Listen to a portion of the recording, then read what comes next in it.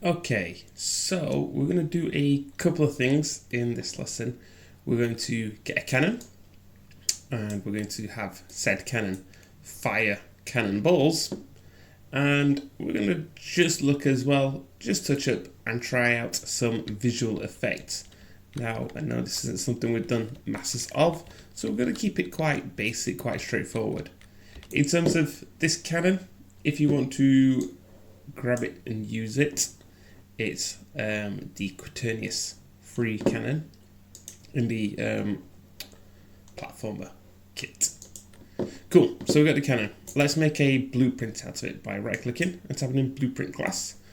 A type actor, which we'll call cannon underscore BP, or BP underscore cannon, whatever you want to call it. And let's open that up. Okay, so we've got our blueprint window here, which I'm just going to drag and drop the cannon into it. And there we go. There's our cannon. And we're not going to do too much for it here. You can change the materials, do some tweaks or changes if you want to. Maybe it might be nice just to lean it back a touch. Just 10. And then let's add ourselves an arrow. So what this arrow is essentially where it's going to shoot from. Now I put it just in front, not inside or anything, because it's going to spawn a cannonball from there. Now, ultimately we could set a cannonball to be a trigger anyway, and overlap it, but it's usually better. No one will notice if we just put it just that little bit in front. Cool, alrighty then. We're also going to need a cannon. So let's right click and create a blueprint actor. Or, if you want, if you've got a cannonball, if you imported it, you can actually right click and create a blueprint out of this. Look at that, create a blueprint. I don't normally like doing that though because it changes the root actor. So I'm just going with this cannonball BP, and let's open it up too, and let's just drag and drop our cannonball in there.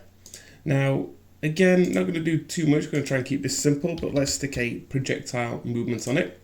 This is going to make it move like a projectile with an initial speed of 0 and a max speed of 0. Well, I don't know what's going to be good value. Let's just set it to 5,000. See if that's good, see if that's bad. Do we want gravity? Yeah, maybe. Let's find out. Alright, now going back to our cannon, we're going to go to our event graph.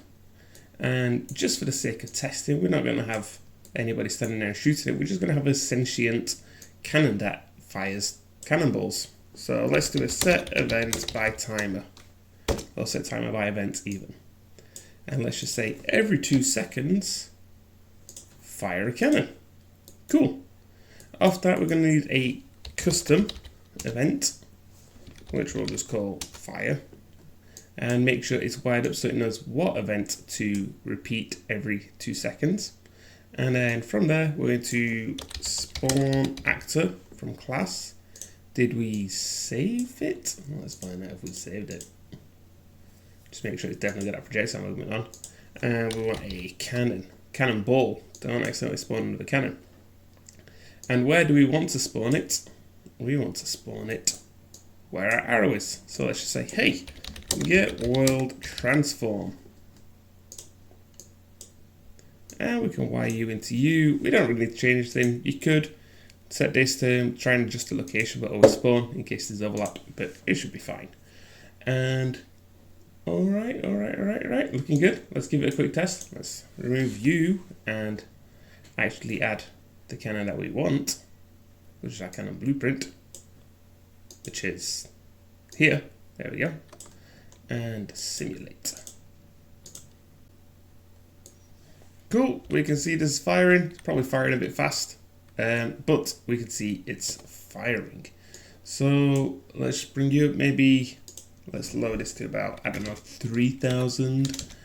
I'm not going to mess with this too much, it's not really that important. 0.5. There we go, we've got a cannonball, which, you know, it works. But what we're going to be interested in more so is actually making an explosion effect, because we've not really done much visual effectsy stuff so far, so you know this should be a good intro to it. So we're going to need Photoshop open, and we're going to create a canvas that's 512 by 512 pixels. That's good texture size. And let's get a picture. Now, I saw this on the internet a while back, making explosions with fried chicken. So, I'm going to get myself a picture of some chicken cottage or KFC or any kind of deep fried chicken. Doesn't really matter. And let's paste it in here. But we'll make it a bit bigger. So, chicken takes up most of that image. Ooh, you know what? This is quite spotty. It's quite spotty. Why is that chicken got so many black spots on there? Weird. I don't know. Anyway, so now we've got this image. What we're going to do is we're going to use the stamp tool. Make sure I got my layer selected. In fact, I'm going to create a new layer. And I'm going to make sure we set to sample all layers. So with my stamp tool, S for stamp, let's just actually get a soft, rounded brush. And let's more or less fill in the rest of the picture. So occasionally just keep clicking. Oops. And fill out the whole image. Probably not the best image to use actually because we've lost a lot of detail.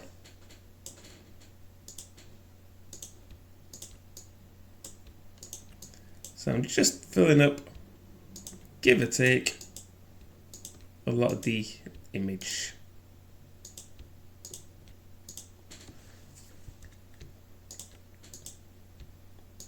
So you can sort of use any picture of fried chicken you want. I suppose the more detailed fried chicken you get, the better it'll be.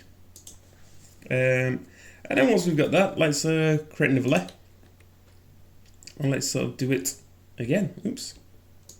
So let's take a new stamp. And this layer is still going to be a little bit darker. And do that sort of a darker edge. And then, so let's go to our blend mode and let's see which one's going to give us a nice little burn. In fact, colour burn is quite nice. Now I want to go darker, so that'll be quite good. Let's just try and soften out that edge a bit, and this one too. Cool. Looking alright, looking alright.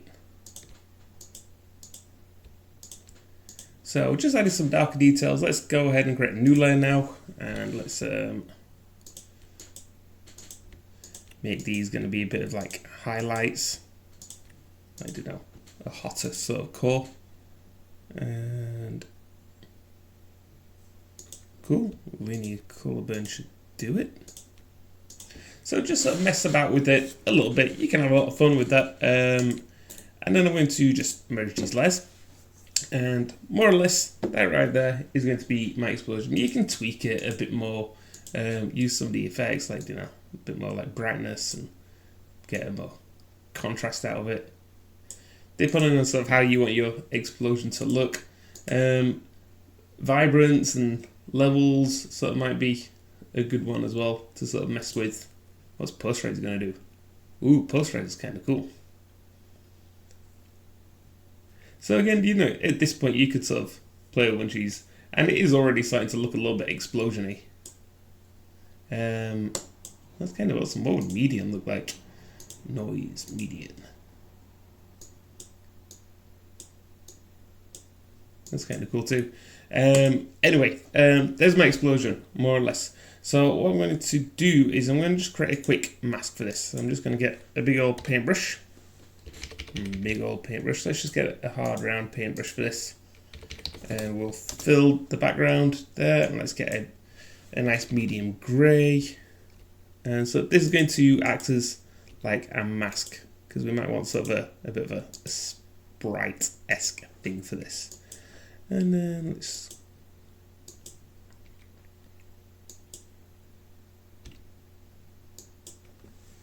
So now we've got that. What's going to be multiply? Multiply is quite nice. Color burn's quite good. One of those. Just pick one that you so quite like. Color burn's quite cool, but probably multiply. And then let's add a quick filter. Now let's quickly throw a Gaussian blur in there too. Alright, there's my sprite. Now I could do this in a couple of ways. We could sort of save this as our mask and export this out as an image, we could cut out, we could select all the black, and then go back to this image and delete it out, and sort of say this is a PNG. But what I'm going to do is just save this as a JPEG and rock this JPEG sort of style with additive blend. So save this as a JPEG. Okay, so saved that as a JPEG and I've imported it in here. We can see that there now. All I'm going to do is I'm going to right click it and create material, which will open up too. So a couple of tweaks and changes we might want to do in here to set up this material just to make it work nice. First of all, is change it from opaque to additive. Again, if you had brought a mask in, you could have probably you could work with the opacity mask, which might have given you a different, more cool effect. But I'm just going to work additive. Let's do two-sided. Sure. It's fire, so it should glow, which means let's put a multiply. Hold M and left click to create a multiply, or right click and type a multiply. Oh, it's just, I don't know, times it by 4. We can break the base color. Maybe we'd want to tweak the color in the particle system, so we could add a particle color. So if you wanted to sort of tweak the color a bit more of it, shall we bother? What's a good blend for particle color? I always have to check this in Photoshop. Let's say we wanted this to be blue for whatever reason. Oh wow, that's really nice. Multiply is quite good. I don't know. There's lots of different blend modes. How you choose to blend your color, if you want to do it, it'd probably just be nice to do it with a multiply. So could use particle color and oops, that's supposed to be an emissive. I put that in the wrong one. Luckily I got it. And then we can save that. That'll be a sprite. Okay, so we've got our sprite now. I'm doing this all in one folder. Let's create a particle system, which I'm just going to call test. Test party. So let's actually have a quick look at what particle systems actually look like, shall we? What I always like to do when I'm working on a particle system, I add one to my world, and then I get this window here, if I can, and sort of put it over here at the side. So that way I can sort of see it in world, like, relative to the world as well. So first of all, we need to change our required. So what we're going to do is, this is cascade. We've got our emitter stack here. Let's just sort of quickly work through it by bringing it in, going down top to bottom.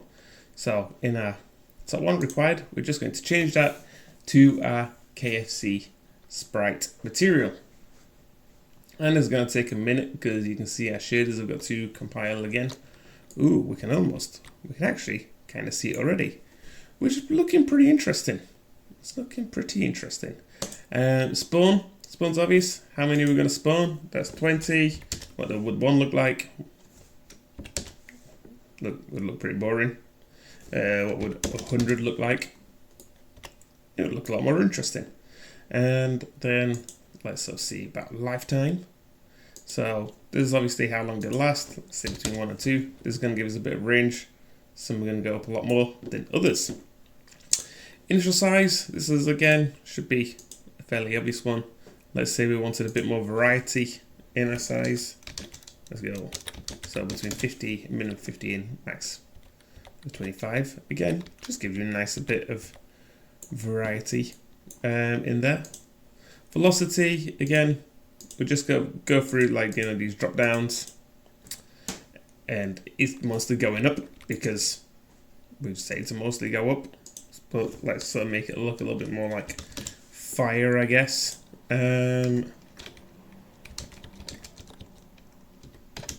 So you can tweak these numbers to whatever you want them to be. A bit better that way. And color over life. Is this affecting it? Maybe. So because we put that node in there, that particle color node, that's what this affects. So if we go into it, the distribution, color of a life, we've got these 2 points. And how these essentially work is at 0, at the first frame it's spawned, it'll be blended with white, it'll be multiplied by white, and then at the end of its life it'll be multiplied by white, which isn't very exciting really, but let's just for dramatic effect, let's see if we multiplied it by orange, so it should start off more orange, and then by the end of its life we multiplied it by blue, so as it goes higher up it should be multiplied by blue. But to test this out by saying to that, you can actually see the multiplies kind of making it green looking, which in some ways is actually quite interesting. So there's also alpha in there you can mess with, and let's have a look at, let's do a velocity of a life as well. Let's do size of a life first. So size by a life, this works in the same way as color by a life. So we've got, if you go into, you drop down, you get these 2 points. At the start of its thing, it'll be like 3 times it by 2. So you can see it starts off bigger. And then at the end of its life, we're going to say, basically, go invisible like that and go to 0. So you can tweak and mess with it and play with it and do whatever you want to. Do I actually like that it's going green? I don't know. Let's just set it to a higher number.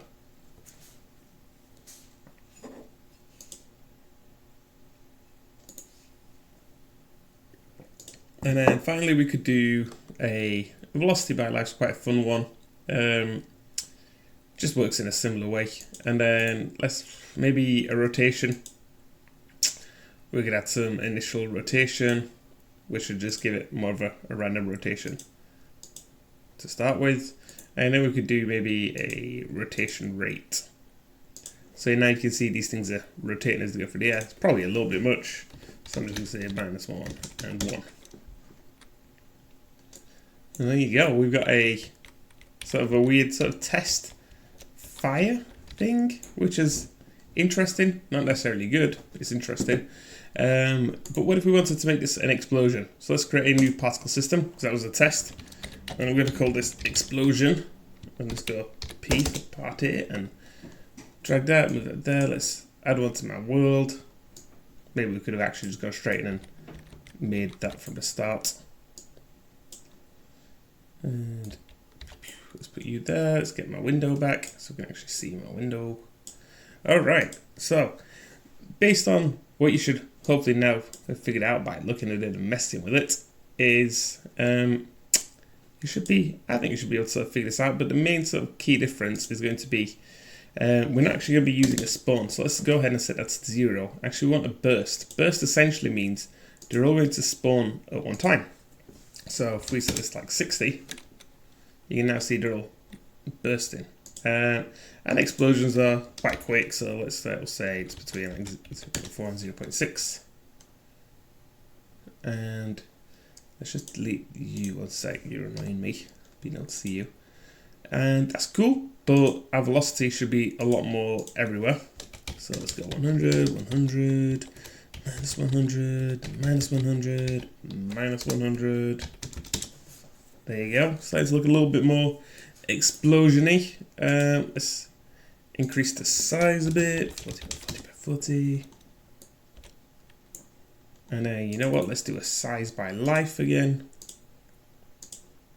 Also say at the start, be even bigger, like, I don't know, 222. And then by the end of your life, be quite small. In fact, I want it to stay quite big for a while. Might actually look a little bit better with a bit more velocity. Just gonna press G to hide my gizmos. Yeah, it's alright. It's alright. It's a bit bright. What if we sort of multiply that by, well, if we times it by 0, it does, should make it, in theory, quite dark. But it doesn't seem to make any difference. Alright, let's not worry about that too much. Alright, yeah, more or less we've got a bit of a basic explosion. It's a bit quick. We don't want to loop for forever, so go to you're required, and then if you scroll down to somewhere where it says loops, duration, loops, we probably want it to just loop once. And again, you can sort of feel free to go ahead and mess about with these a little bit. So try some different things out. Let's have that little bit of initial rotation again. I quite like just a small amount of rotation. If you don't want it, if you want it to have a bigger sort of spawn point, so I'm going to go to location and sphere, and on that sphere, let's if you sort of click draw, you can visualize, you know, how big that's going to be. So maybe we actually don't want that much. Let's bring that sphere sort of down, so it's about equivalent sort of size to that cannon. We'll just say 15. You know what? Let's spawn a couple more. Let's spawn like 100. And it would be nice, I'm not going to do it right now, but I think the emissive's too high. I probably want to half that, but I'll have to recompile all my shaders if I do that. Alright, cool, we've got an explosion. So now let's quickly go back ahead to our cannonball, because it turns out this has ended up being a longer video than I thought it was going to be. And let's go to add component, and add that particle system that we just created. And let's put it in the relevant place, and let's full screen view so we can actually see you. What did we call it? Oh my gosh, I got so many explosions in here. I called it test, pass it. No, I called it explosions, go P.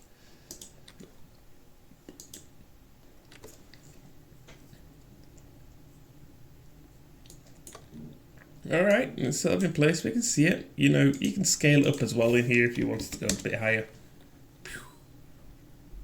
I think it needs more velocity, if I'm honest. And if we're being honest as well, a cannon wouldn't sort of look too much like this. But let's ignore that. So let's go down with our particle system selected, and click auto activate and turn it off. Because every time we fire a cannonball, we actually want to get our particle system and activate it. Now we're going to do this before we spawn the particle system. And let's hit reset.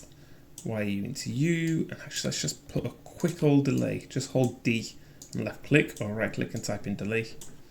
Let's put you there, and actually let's see what this looks like. Now we're ready.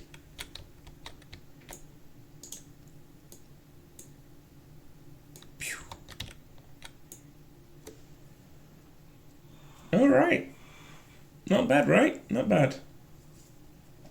I think it needs more velocity, it needs a little bit more tweaking. Maybe we should actually set the velocity so it shoots off in like a left direction a bit more. But there you go. We have sort of made a cannon there, a cannon that shoots with a bit of a basic explosion too. I think definitely needs a bit more velocity, and maybe a little bit more initial sort of size, and maybe bring the multiply down a bit. But these are all fine tweaks that you guys can mess with and make an awesome cannon explosion. Alrighty then.